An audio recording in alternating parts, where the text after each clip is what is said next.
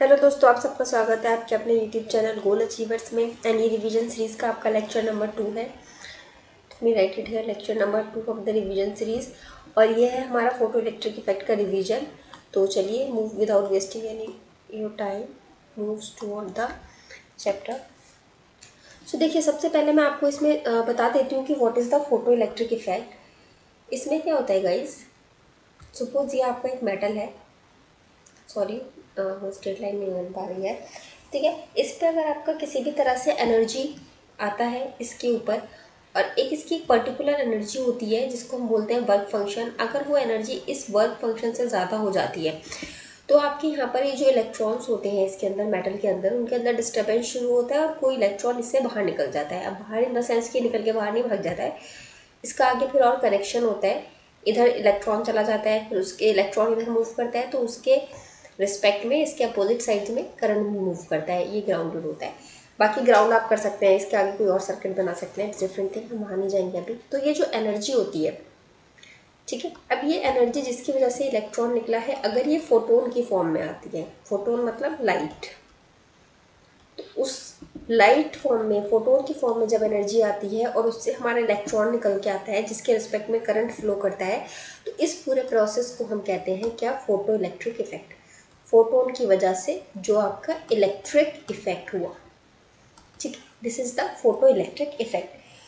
अब ये एनर्जी आपकी कई तरह से प्रोवाइड की जा सकती है। हीट की वजह से भी होती है जिसको हम थर्मल इलेक्ट्रिक इफेक्ट भी, थर्मोनिक इफेक्ट कहते हैं, या फिर आपका फील्ड इमिशन मतलब इलेक्ट्रिक फील्ड यहाँ पे कुछ इस तरह से जनरेट कर दिया जाता है जिससे आपकी जो है इलेक्ट्रॉन आपका रिलीज हो जाता है। तो बहुत तरह की चीज़ों से होता है आपका ये जो होता है फोटो इलेक्ट्रिक इफेक्ट। ये मैंने आपको डिटेल में लेक्चर्स में कवर करवाया है, you can check from there. फिलहाल मैं उसमें नहीं जाऊँगी। अभी सबसे पहले हम सबसे इम्पॉर्टेंट टर्म जो हमारा इसमें यूज़ होने वाला है, दैट इज़ वर्क फंक्शन, हम उसकी बात कर लेते हैं। What is the work function? ये होती है आपकी मिनिमम एनर्जी। मैंने बताया ना, उसकी एक मिनिमम एनर्जी, उसको क्रॉस करते ही आपका जो है इलेक्ट्रॉन रिलीज हो जाता है। Minimum energy required to release electron, ठीक है। इसको डिनोट करते हैं फाइव से हम। So this is your work function. अब इसमें सेकेंड टर्म इंपॉर्टेंट जो आपका आता है वो होता है थ्रेशोल्ड फ्रीक्वेंसी। थ्रेशोल्ड फ्रीक्वेंसी आपकी क्या होती है? Minimum frequency required. मिनिमम एक फ्रीक्वेंसी आपकी जो है वो आपको लाइट की जो चाहिए होती है आपका इस एमिशन के लिए। Minimum frequency required to start photo electric emission. This means ये आपका है एक कोई भी स्लैब है, मेटल की प्लेट है, इस पर ये एक लाइट गिर रही है और ये इलेक्ट्रॉन इसमें से निकलेगा। इसकी एक मिनिमम फ्रीक्वेंसी आपकी लाइट को मेंटेन करनी होती है। मान लीजिए वो 10 हर्ट्ज हो सकती है या 100 हर्ट्ज हो सकती है। इतनी ही जब आप फ्रीक्वेंसी देंगे उसके बाद ही इलेक्ट्रॉन रिलीज होगा। अब ऐसा पॉसिबल नहीं है कि आप अगर मिनिमम जो है 100 हर्ट्ज चाहिए तो आप 10 हर्ट्ज की फ्रीक्वेंसी की लाइट को आप 4 घंटे तक देते रहो, तो उससे कोई फर्क नहीं पड़ेगा जब तक आप 100 हर्ट्ज की लाइट की फ्रीक्वेंसी नहीं दोगे। This is the minimum frequency required for the photo electric emission, ठीक है। अब अगर आप बात करते हैं इसकी, तो हमारी जो थ्रेशोल्ड फ्रीक्वेंसी होगी, अगर आप एनर्जी के फॉर्मूले से देखेंगे तो एच जो होती है आपकी, H into frequency, Planck's constant into frequency, since threshold है तो हम टी एच लिख देंगे, ठीक है। अभी हमने एक चीज़ और बोली थी कि ये जो हमारी वर्क फंक्शन क्या थी, हमारी मिनिमम एनर्जी चाहिए थी टू रिलीज द इलेक्ट्रॉन। अब ये भी मिनिमम एनर्जी है, ये भी मिनिमम एनर्जी है जो आपका रिलीज इलेक्ट्रॉन के लिए रिक्वायर्ड होता है, ये मिनिमम फ्रीक्वेंसी है। तो इस एनर्जी की जगह हम 5 पुट कर सकते हैं, तो आपका 5 आ जाएगा एच टी एच, ये चीज़ आ जाएगी। तो यहाँ से एक फॉर्मूला आप ये याद रखना वर्क फंक्शन निकालने का, या फिर मिनिमम एनर्जी या मिनिमम फ्रीक्वेंसी करके आपसे पूछ सकता है, ठीक है।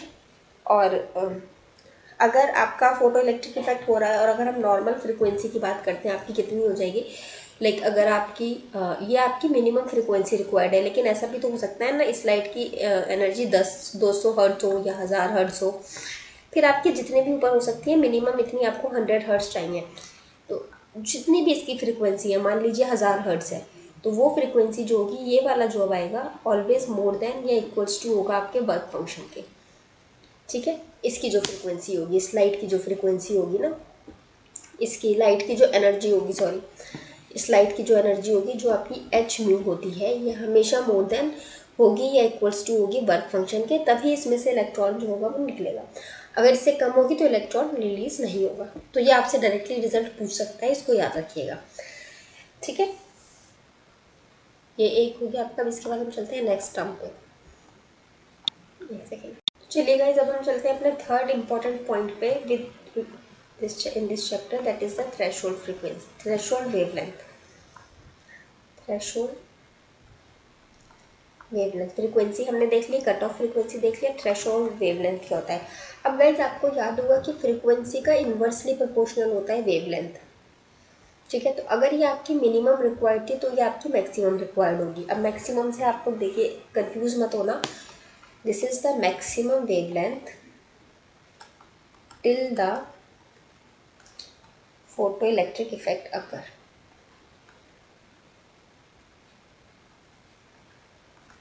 ठीक है, ये उसका जस्ट अपोजिट होता है आपका, उसमें होना शुरू होता है तो इसमें इस पॉइंट तक इसका जो है इफेक्ट होता है। देखिए, अब इसका फॉर्मूला आप देखेंगे तो अगेन आपका वही होगा। एनर्जी हमें पता है कितनी होती है, h c by lambda, sorry lambda.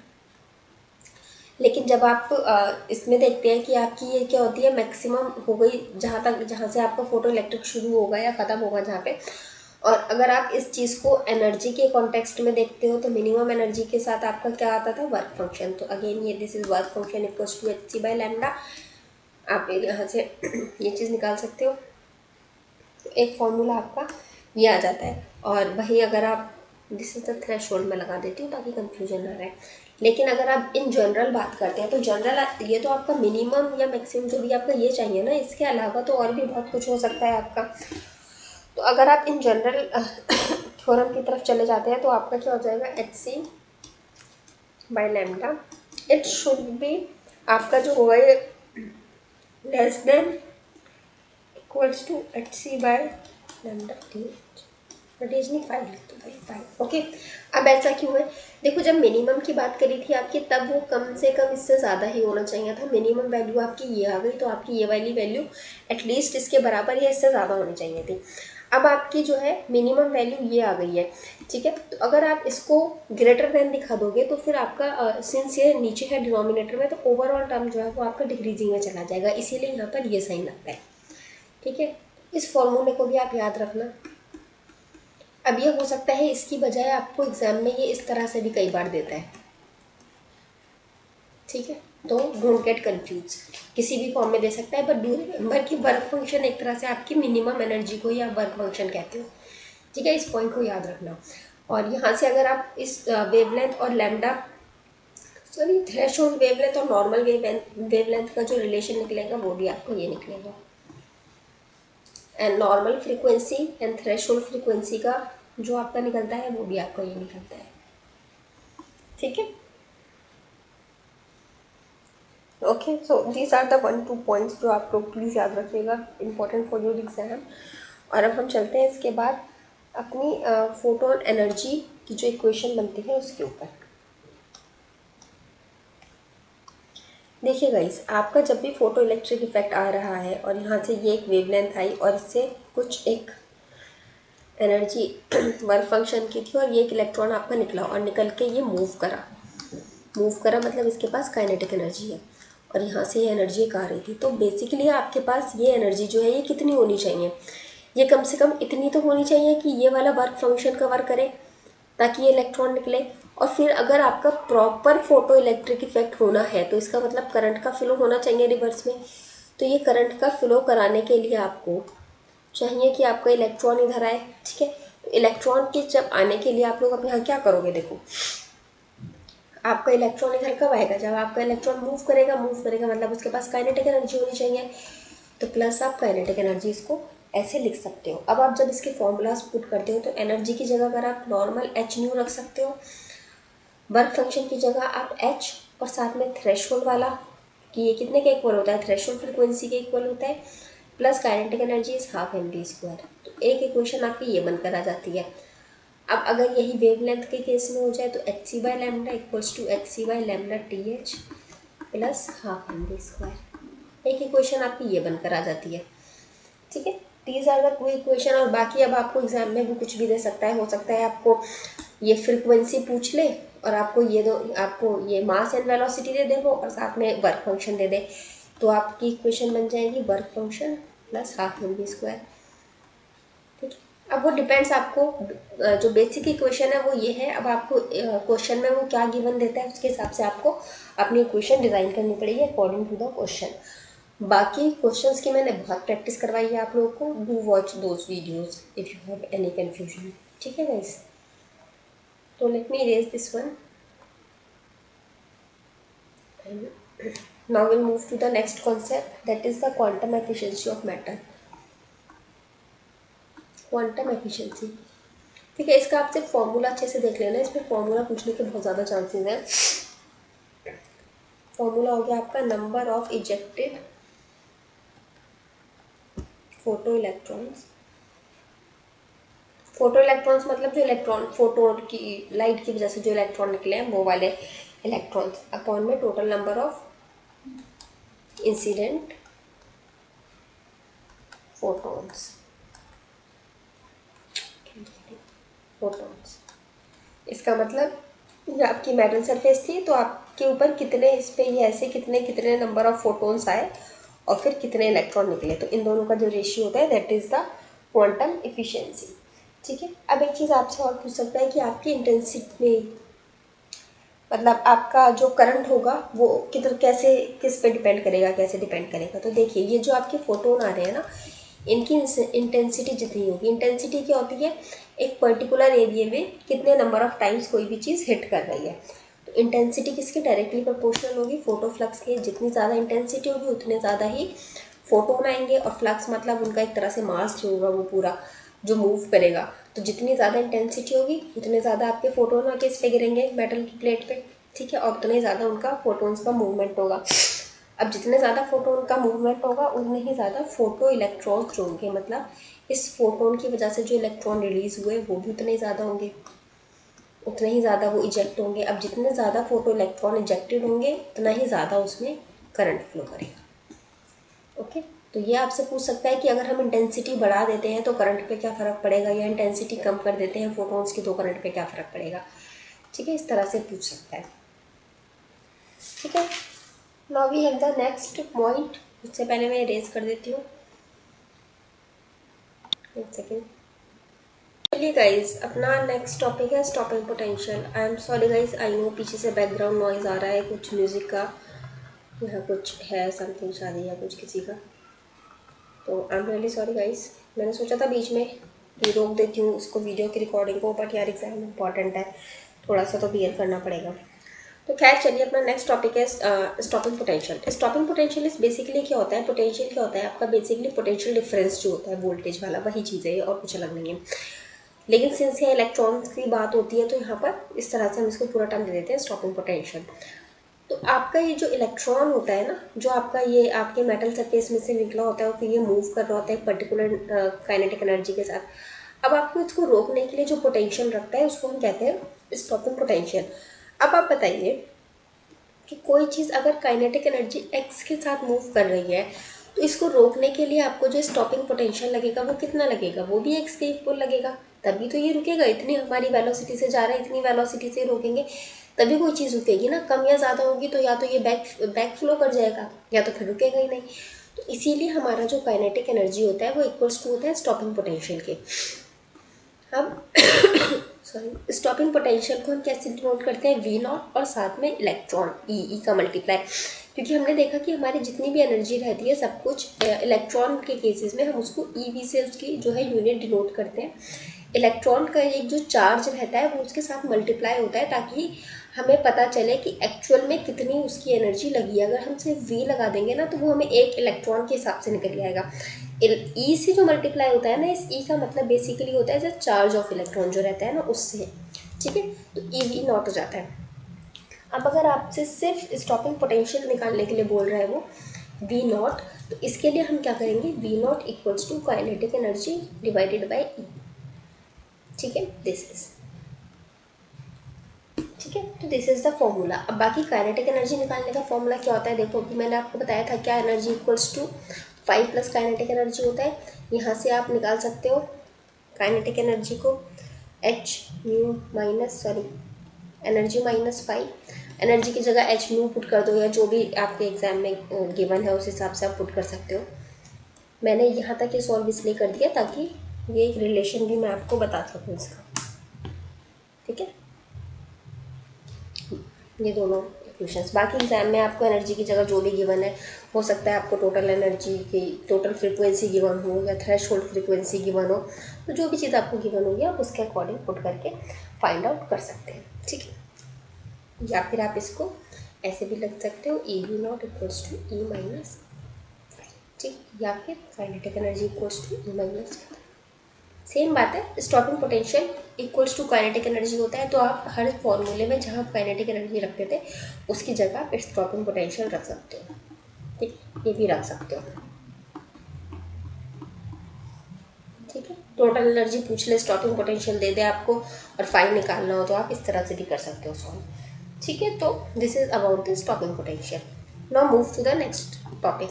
I know guys आपको ऐसा नहीं लग रहा होगा कि लाइक बहुत एक जॉइंट वे में पढ़ा रही हूँ, इसके बाद ये टॉपिक आया तो कैसा है, क्योंकि हम उस तरह से पढ़ा ही नहीं रही हूँ, सिर्फ एग्जाम के पॉइंट ऑफ व्यू से आपको रिवाइज करवा रही हूँ जल्दी जल्दी, ताकि एक बार सारे फॉर्मूलाज रिवाइज हो जाए। एटीसी का पेपर आपने देखा होगा ज़्यादातर फॉर्मूला बेस्ड रहता है, okay. Now the next thing, आपका जो होता है कितने आपके नंबर ऑफ इलेक्ट्रॉन्स या नंबर ऑफ फोटोन्स जो है आपके सोर्स से रिलीज हुए, जिस भी सोर्स से आ रहे हैं वो, उससे कितने नंबर ऑफ फोटोन्स रिलीज हुए आपके लाइट सोर्स से, ठीक है। So this is your thing जो अब आपको कैलकुलेट करनी है। तो देखो इसका ना मैं आपको डायरेक्टली सीधा सा फॉर्मूला बता देती हूँ क्या होता है। फोटोन का होता है पावर अपॉन में एनर्जी, ठीक है। अब पावर की जगह तो पावर या एनर्जी की जगह आप पुट कर सकते हो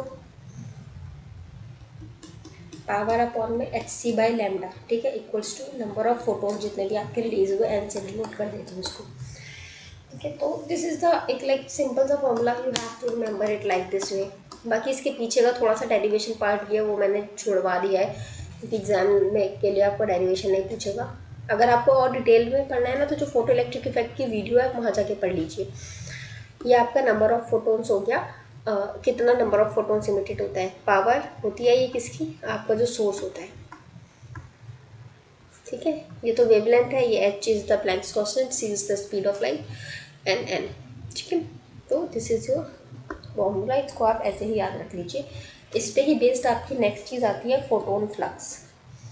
फोटोन फ्लक्स क्या चीज़ होती है, फोटोन फ्लक्स बेसिकली अगर सपोज ये एक पॉइंट है आपका, यहाँ से आपके जो फोटोन्स गुजर रहे हैं, तो इस एक पर्टिकुलर पॉइंट से एक पर्टिकुलर यूनिट टाइम में आपके कितने फोटोन्स निकले, this is the photon flux, ठीक है। बाकी प्रॉपर डेफिनेशंस वगैरह मैंने आपको सब वहाँ लिखवाई हैं, इसका जो पूरा प्रॉपर वीडियो है अभी नहीं लिखवा सकती क्योंकि वो बहुत टाइम वेस्टिंग हो जाता है, ठीक है। तो इसको हम डिनोट कर सकते हैं 5p से कर लीजिए अगर कन्फ्यूजन नहीं होता है वर्क फंक्शन के साथ, या f से कर लीजिए, जो भी आपको अच्छा लगे, ठीक है। तो अभी f तो मैंने अभी क्या बताया, जितने हमारे नंबर ऑफ फोटोन्स गुजरते हैं इस एक पर्टिकुलर एरिया से इन पर unit time is time equals to 1, तो उसको हम लिखते नहीं हैं, ठीक है। दिस इज, अब अगर आप इसका फॉर्मूला पुट कर देंगे तो आ जाएगा p लैम्डा HCE, ठीक है। This is your photon flux. अच्छा, फोटोन फ्लक्स और इंटेंसिटी दोनों सेम चीज़ नहीं है, दोनों अलग चीज़ें हैं। इंटेंसिटी होता है कि आपके कितने ऑफ नंबर ऑफ फोटोन्स एक जगह पर आकर स्ट्राइक हुए उससे, और फोटोन फ्लक्स हो गया एक जगह से कितने पास करें, ठीक है। और आपकी जो अमाउंट ऑफ एनर्जी होती है वो होती है कि आपकी एक जो वेव आकर हिट करी उसकी एनर्जी कितनी थी, that is the energy amount जिसको आप कहते हैं। तो खैर आप यहाँ पर अब इतना पढ़ रहे हैं तो एक इंटेंसिटी का फॉर्मूला भी देख लीजिए। इंटेंसिटी आपकी जो होती है वो होती है पावर अपॉन में पर यूनिट एरिया। फ्लक्स हो गया number of photon pass through a particular area in a unit time, and intensity हो गई आपकी जितनी पावर होगी पर यूनिट एरिया, ठीक है। इन दोनों को रिलेट करके आपका एक फॉर्मूला ये भी बनता है I लैम्डा HC क्योंकि पी बाई ए की जगह वो आई पुट कर देते हैं, बट ठीक है, आप इसको याद रख लीजिए। ये आपका वेव ऑप्टिक्स के लिए भी इंपॉर्टेंट है, वहाँ भी आपको वेव की पावर और ये एरिया देकर इंटेंसिटी पूछ सकता है, ठीक है। So this is the thing to remember it guys, very important, ठीक है। Now let me read this thing. Now we have next thing which is also a little bit important। बस आपने इतना जब ये जान लिया है तो ये वाली भी देख लीजिए ताकि कंफ्यूजन ना रहे आपको एग्जाम में कुछ भी पूछे। Intensity, photon density and photon flux, मैंने आपको तीनों चीज़ें बता दी हैं। फोटोन फ्लक्स क्या होता है? फोटोन फ्लक्स इज बेसिकली कि एक पर्टिकुलर टाइम पे कितना एरिया उन फोटोन्स ने ऑक्यूपाइड कर लिया है। फोटोन फ्लक्स क्या था? कितनी पास करी, इंटेंसिटी कितनी हिट करी और डेंसिटी कितना एरिया ऑक्यूपाइड कर रखा है। इसका फॉर्मूला PD से इसको डिनोट कर देती हूँ, या कन्फ्यूजन हो जाएगा पावर के साथ। इसको D से डिनोट कर देती हूँ डेंसिटी को, एंड इसका फॉर्मूला होता है I लैम्डा hc², या ऐसे भी लिख सकते हैं। फोटोन आपके कितने हैं एक पर यूनिट टाइम में, एक जगह पे, एक मतलब 1 मिनट में इस जगह पर कितने फोटोन थे, आप ऐसे देखेंगे। And this is your formula, ठीक है। This is the important thing. और बाकी इसके न्यूमेरिकल्स के लिए मैंने आपको बहुत सी प्रैक्टिस में करवा रखी है, आप वहाँ से चेक कर लीजिएगा प्रैक्टिस न्यूमेरिकल्स। बाकी शॉर्ट वीडियोज़ न्यूमेरिकल की भी लाऊंगी अभी, ठीक है, don't worry. So here is the end of this chapter guys, photo electric effect. और बाकी अगर आपको ये अच्छी लगी हो तो please do like, share and subscribe. Like, share and subscribe. और गाइज अगर आप चाहते हैं कि मैं और चैप्टर्स के भी ऐसे ही वीडियो लाती रहूँ तो प्लीज़ लेट मी नो, ताकि फिर मैं आपके लिए ऐसी वीडियोज़ और प्रोवाइड करवा सकूँ जल्दी से।